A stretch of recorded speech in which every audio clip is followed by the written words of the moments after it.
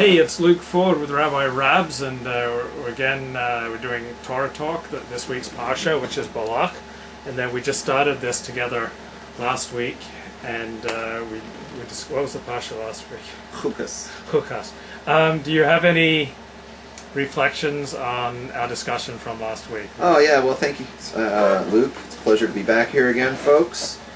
In last week's discussion, if you were watching, you know about this, that Luke asked me a question, and I had to look this up because I didn't have the answer right away. Mm-hmm.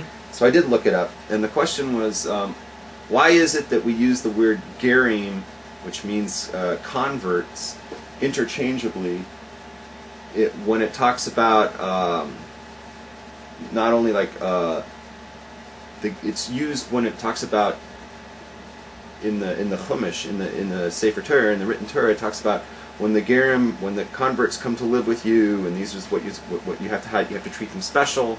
But it also talks about when the Jews, it uses the same words, when the Jews were living in Mitzrayim, when the Jews were living in Egypt, it also calls us gerim. So Luke's question was, why are we called converts when we were in Egypt? And I didn't have the answer for that offhand, so I had to look it up. So if you want, here's the answer. Okay, there's a Rashi, and it's not over here. It's over in Shmos. It's over in Exodus, and it's 22:20, and he says over there that wherever the Torah uses the word ger, ger, it refers to someone who was not born in that particular land.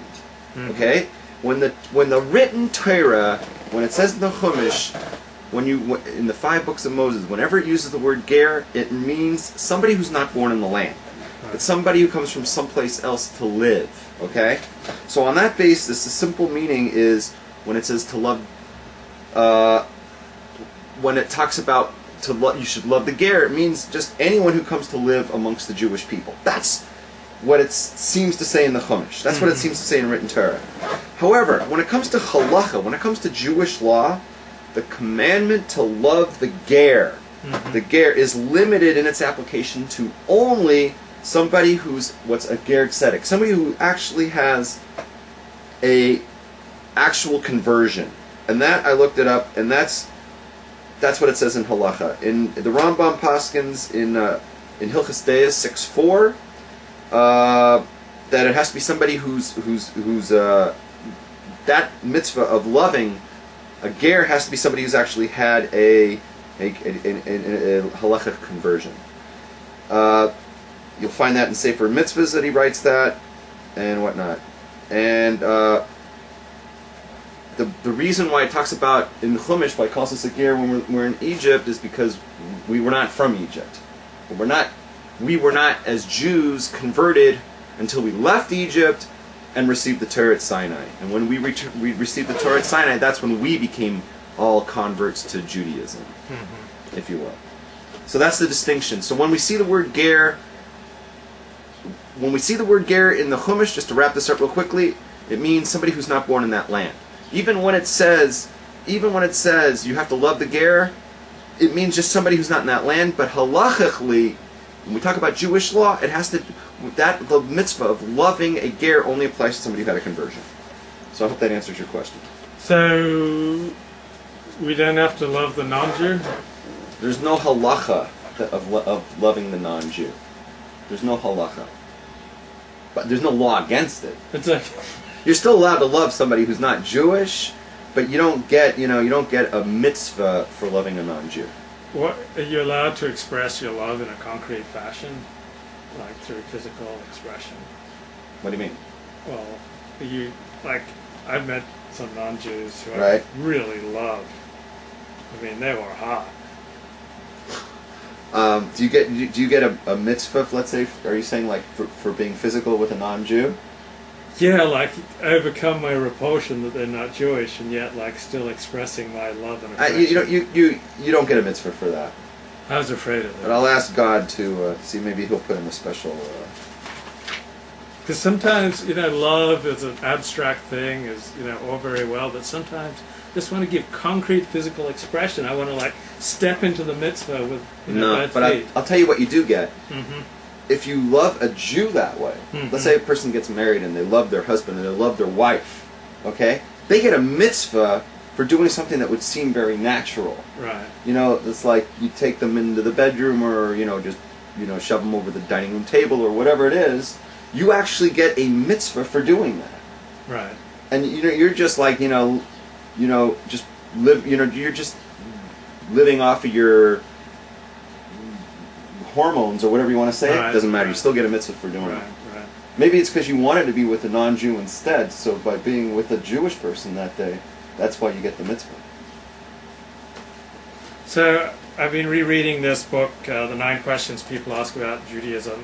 It's written by Rabbi Joseph Telushkin, who is ordained Orthodox, but to be honest, he mainly speaks to non-Orthodox audiences, even though I believe he remains Shomer Mitzvot.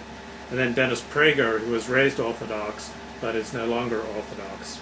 And this book came out in 1975.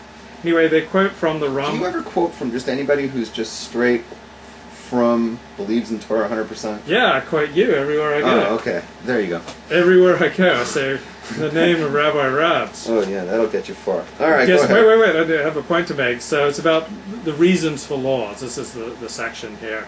They quote from the Rambam, Moses Maimonides, in his masterwork, the Guide to the Perplexed, Part 3, Chapter 31. There is a group of human beings who consider it a grievous thing that causes should be given for any law. What would please them most is that the intellect would not find a meaning for the commandments and prohibitions. What compels them to feel thus is a sickness that they find in their souls, sickness to which they are unable to give utterance and of which they cannot furnish a satisfactory account. They think that if those laws were useful in this existence, had been given to us for this or that reason, it would be as if they derived from the reflection and understanding of some intelligent being. If, however, there is a thing for which the intellect could not find any meaning at all, that does not lead to something useful, it indubitably derives from God. The reflection of man would lead to no such thing. So, it seems that the Rambam, Moses Maimonides, the great rationalist of the Jewish philosophical tradition in the Middle Ages, he was a believer in kind of teasing out or trying to understand what some of the reasons are for various laws. So that was to support what I was talking about last week, that we can seek out and grasp reasons for many of the laws in the Torah. But that doesn't. What he's saying is you can try to find reasons behind things after the fact. Mm-hmm. But that's not to say that everything that God gives, that every mitzvah that He gives, that there's a reason behind it. You can try, Right. but it doesn't mean that there is one behind it. The Rambam's not going to argue with King Solomon. King Solomon said he was the wisest man of all time. The Rambam would bow to him, and King Solomon said, I can't figure out the reason for the red heifer. That makes no sense to me. Rambam's not going to argue with that. Rambam's going to say, 100%, there's no reason for this. There's some things we can't put reasons on. And Rambam's not going to argue with the idea of there being a chok. A chok is a law that has no reason behind it. The Rambam's just merely saying